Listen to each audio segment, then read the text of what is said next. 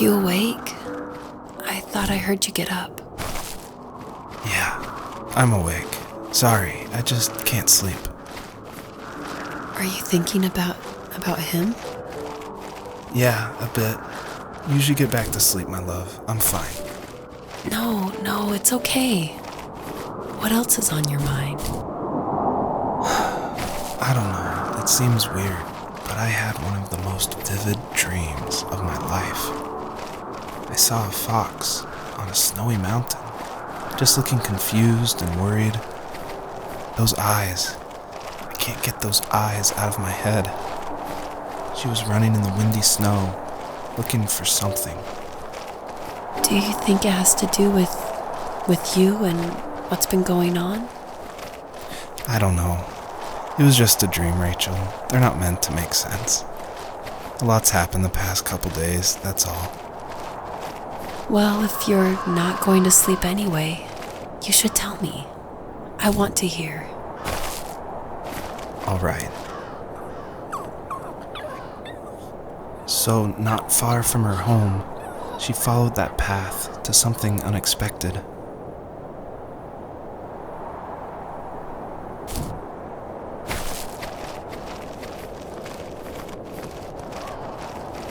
She couldn't stay, though. She had to find her other 2 children. So she took that path. She followed it towards something ancient. Something with answers.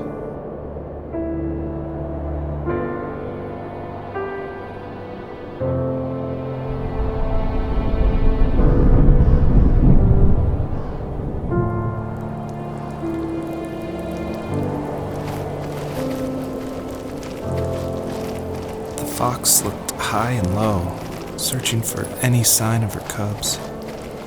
Points of light showed the way to this ancient tree. It was as if each one had a story to tell, all their own. The land was trying to tell my story, too. I felt like I was right behind her the whole time.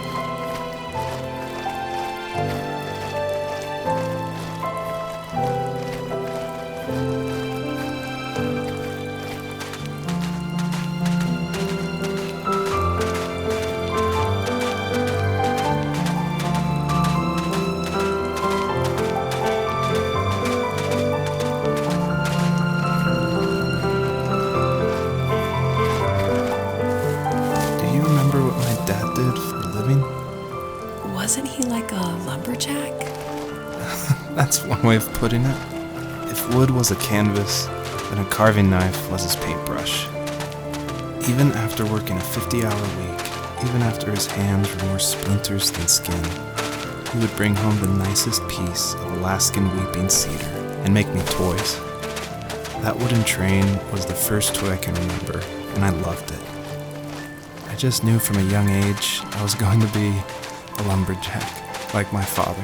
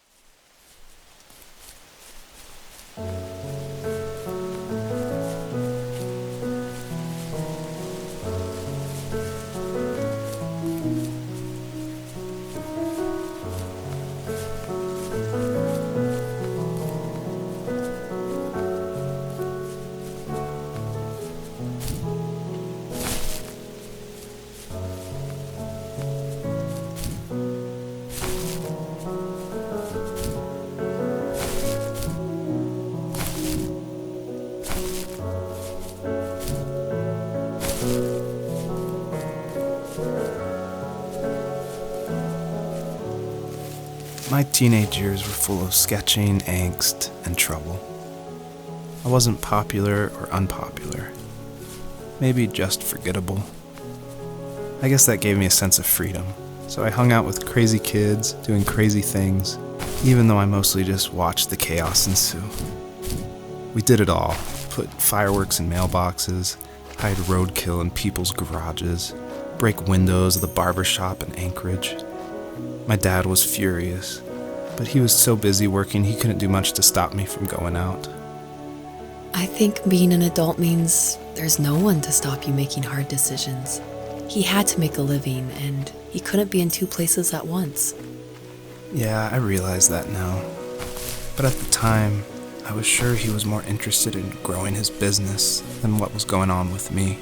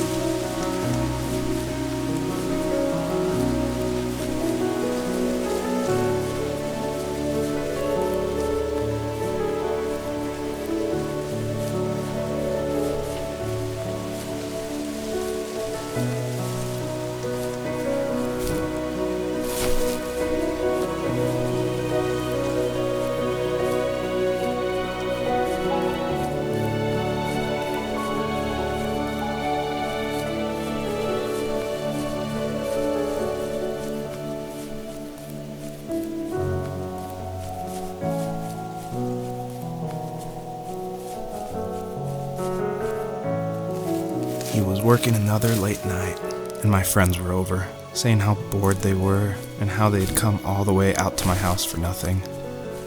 One of them mentioned how that old, ugly beyond belief truck was still in the garage, and how we should take it for a spin.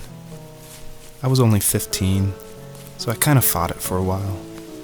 The next thing I knew, we were careening around the mountain path, rocks spitting onto the sides of the cliff, while my dad's cringeworthy bluegrass blared out the speakers. I drove while my friends were in the back of that yellow and purple truck, throwing beer bottles and trash at anything remotely interesting. Felt like I was soaring in the air with borrowed wings. But all good things have endings. A cop outside of Eagle River pulled us over after he saw us in a bottle rocket into someone's yard. What followed was a long night of talking to disappointed adults and feeling smaller than ever.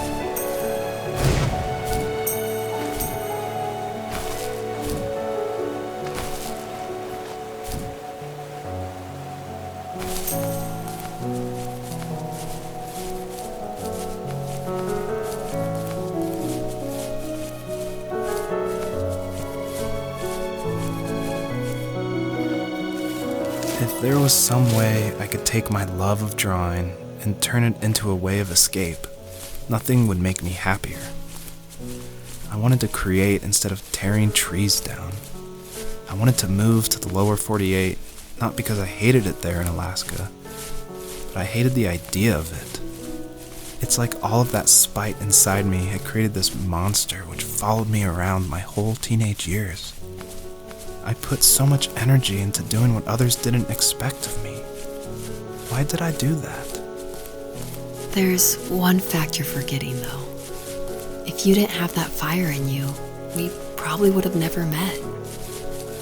You're absolutely right. Maybe the destination is all that matters in the end. But then why am I awake? Why am I seeing this fox go on her journey? And why can't I stop thinking about my dad?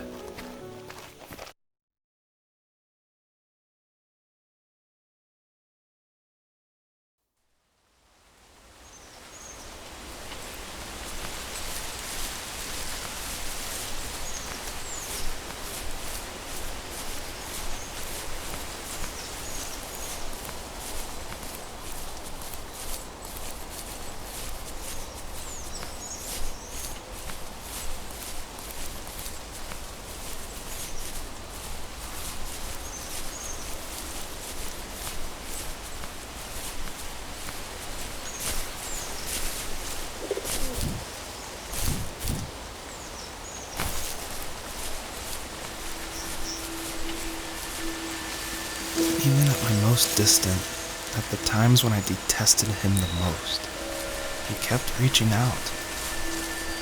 For a year straight, he asked me every week when we were going camping. I thought he was just dense. Eventually, to shut him up, I agreed.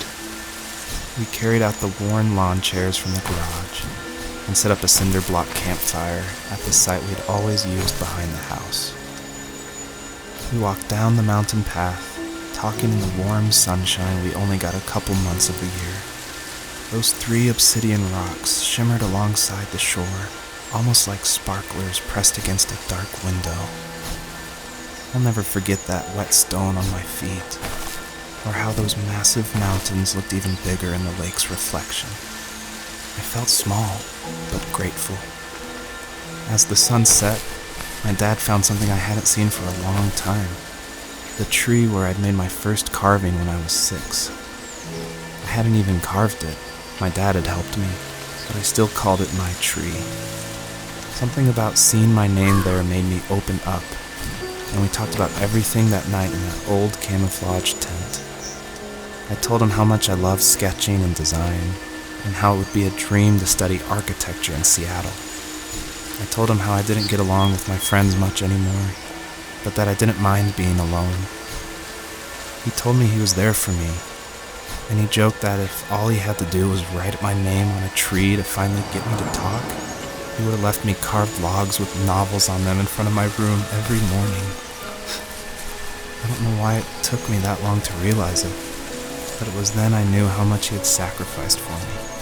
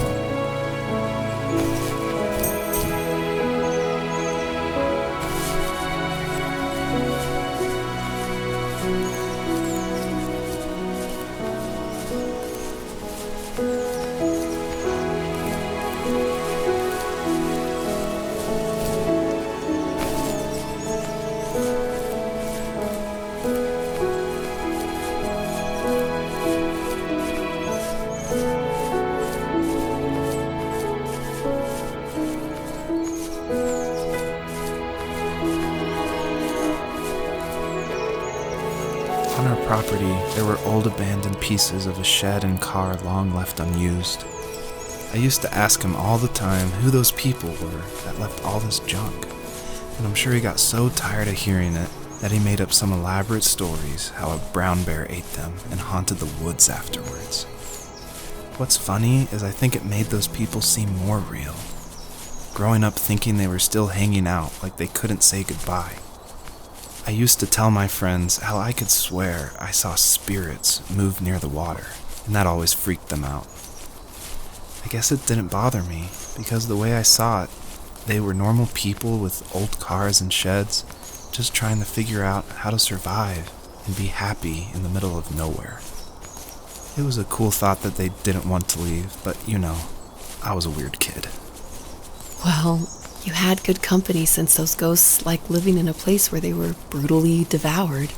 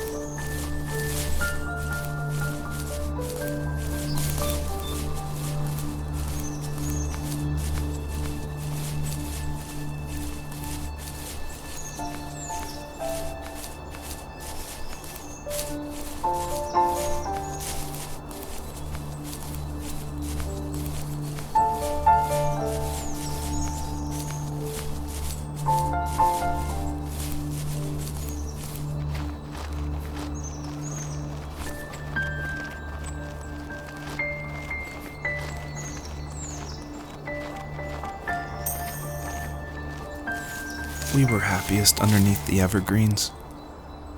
We decided it was time to finally map out the hundreds of acres we lived on just to pass the time during the summer. He was only free in the evenings, so I would spend the day wasting time on dial-up internet and sketching, and then we would rush into the woods, pen and map in hand, before evening fell. Sometimes, the aurora borealis would cast a cold green glow on the mountainside, and we would finish our route underneath a twilight sky. Sometimes I was lonely during those summer days, but there was comfort in the routine. A lot of teenagers aren't looking for the daily grind, though. There's nothing wrong with wanting to get out, to leave your childhood home. You wanted to progress, to make something of yourself. Yeah, you're right. That house. I'm sure it's the same as how I left it. Then why does it feel so different? I doubt you're the only adult to have looked back and asked that question.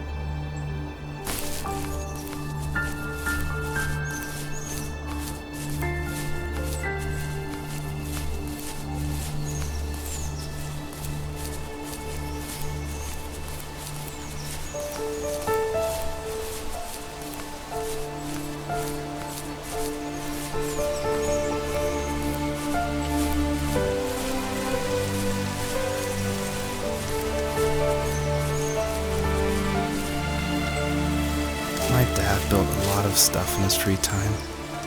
If he wasn't watching fly fishing or reading Tom Clancy novels, he was carving something. He made tons of birdhouses. Not that he was into bird watching, but I think he really missed working and adding on to the home. If he couldn't afford the time to build onto our own house, he would have to settle with watching birds move into their little homes. We kept an old mattress in the bed of that ugly yellow truck, so we would drive it deep into the woods and then watch the birds fly into their houses while the sun set. Usually it was accompanied by venison jerky or a cold Coke, but not a lot of talking, which is how we both liked it.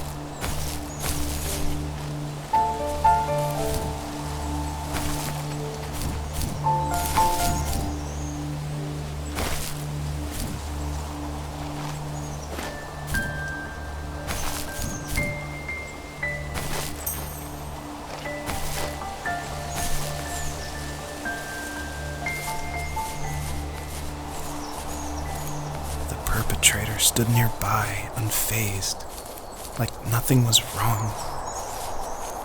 My dad is dead, and he's never coming back, Rachel. I can tell you these stories, but I can never reminisce with him again. He can never hold a grandchild that we'll probably never be able to have. I can never talk to him again, and I'll never be able to say I'm sorry for everything.